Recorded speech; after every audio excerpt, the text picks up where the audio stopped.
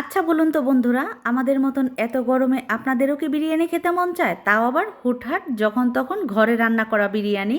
যতই গরম পড়ুক না কেন, আমাদের কিন্তু বিরিয়ানি খেতে বেশ ভালো লাগে।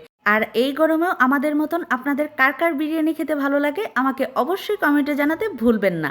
আমার ভিডিওগুলো যদি ভালো লেগে থাকে তাহলে অবশ্যই লাইক, কমেন্ট, শেয়ার করে দেবেন।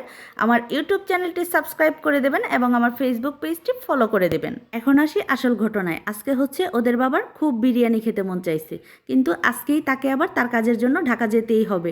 আর সে তো ঢাকা গেলে আস্তে আস্তে রাত হয়ে যাবে। আর এদিকে আজকে বিরিয়ানি রান্না করার মতন ঘরে কোনো বাজারও ছিল না।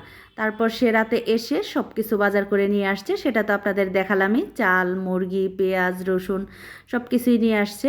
আর এদিকে তার বাজার দেখে তো আমার মাথায় হাত। একে তো এত গরম, তাও আবার রাতের রান্না বান্না।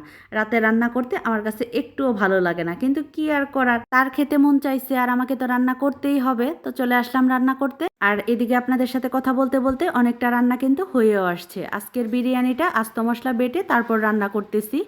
গোলমরিচ, এলাচ, দারচিনি, বড় এলাচ, পেস্তা বাদাম, জায়ফল, জয়ত্রী, টক দই, টমেটো সস, বিরিয়ানিতে যা যা মশলা লাগে সব কিছু একসাথে বেটে নিছি। আর আমি চেষ্টা করি সব সময় এরকম আস্ত মশলা বেটে তারপর বিরিয়ানি রান্না করতে। প্যাকেট মশলা দিয়ে বিরিয়ানি রান্না করলে আমাদের কাছে খেতেও তো ভালো লাগে না। আর এইভাবে করে আস্ত মশলা বেটে বিরিয়ানি রান্না করলে প্যাকেট মশলার তুলনায় কিন্তু বিরিয়ানির টেস্টটা অনেকটাই বেড়ে যায়, আমাদের কাছে খেতেও খুব ভালো লাগে। আর শুধু বিরিয়ানিই না, আমি চেষ্টা করি যে কোনো রান্নাতেই প্যাকেট মশলাটা খুব কম ব্যবহার করতে। তো মাংসগুলো লবণ দিয়ে মেখে হালকা করে একটু ভেজে নিছি। এখন সব রকম মশলা একসাথে ভালো মতন কষায় নিয়ে ভেজে রাখা মাংসগুলো দিয়ে একটু কষায় নিলাম। এখন মাংস সেদ্ধর জন্য একটু ঝোল দিয়ে দিলাম। মাংসটা সেদ্ধ হতে তো বেশি সময় লাগবে না, যেহেতু আগে থেকেই ভেজে রাখছি। এখন মাংসটা সেদ্ধ হতে হতে পোলাওটা বসাই দেই। তো পোলাওর চালটা ধুয়ে জল ঝরাই নিছি ভালো করে। আর এদিকে গরম জল বসাই দিছি পোলাও রান্নার জন্য। এদিকে কিন্তু মাংসটাও রান্না হয়ে গেছে। এখন সেই গরম জলে পোলাও রান্নার জন্য এলাচ, দারচিনি, গুঁড়া দুধ, পরিমাণ মতন লবণ, সয়াবিন তেল সব কিছু দিয়ে দিছি। এক্সট্রা করে আর পেঁয়াজ দেই নাই, যেহেতু মাংস রান্নার মধ্যেই সব রকম মশলা দিয়ে দিছি। তো পোলাওয়ের চালটা দিয়ে দিলাম আর একটু চিনি দিলাম। পোলাও রান্নাতে কিন্তু একটু চিনি না দিলে কখনোই টেস্ট হয় না, একটু চিনি দিতেই হয়। তো পোলাও রান্নাটা অনেকটাই হয়ে আসছে। এখন রান্না করা মাংসগুলো দিয়ে দিলাম। পোলাওর জলটা পুরোপুরি শুকায় যায় নাই, একটু জল আছে। এখন এই মাংসগুলো দিয়ে দিলাম, কারণ পোলাওতে জল থাকা অবস্থায় মাংসগুলো দিলে মশলাটা খুব ভালোভাবে পোলাওর সাথে মেশানো যায়। এখন দিয়ে দেবো কেওড়া জল। 1 কেজি চালে 1 মুখা দিলেই হয়, বেশি দিলে আবার সেন্টটাও তো ভালো হয় না। আর দিয়ে দেবো কাঁচামরিচ। এখন ঢেকে কিছুক্ষণ দমে রেখে দেবো।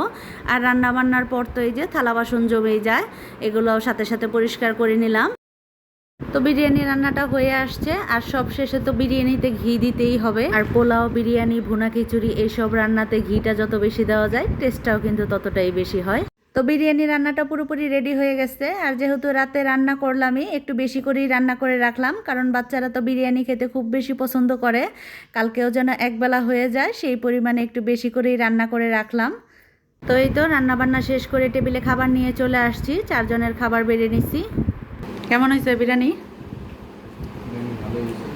ভালো হয়েছে। এত কষ্ট করে তুমি বাজার করলা, আমি রান্না করলাম, তারপর ফলাফল কি? ভালো। যাক, মাঝে মধ্যে এরকম মন চাওয়া ভালো। কেমন হয়েছে ধ্রুব?